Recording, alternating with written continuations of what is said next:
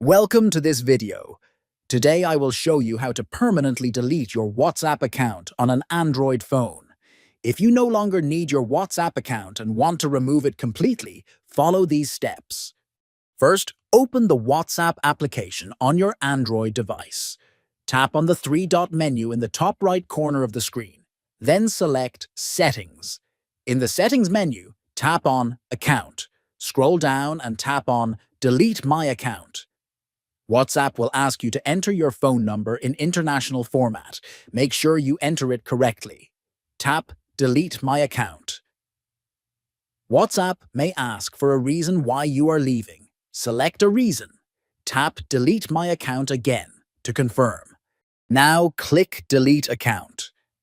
This will permanently erase your WhatsApp account. Your account will be permanently removed and will be removed from all WhatsApp groups. Chat history will be erased. Google Drive backup will be deleted.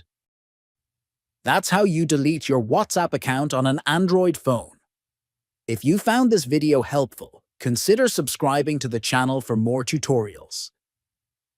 Thanks for watching.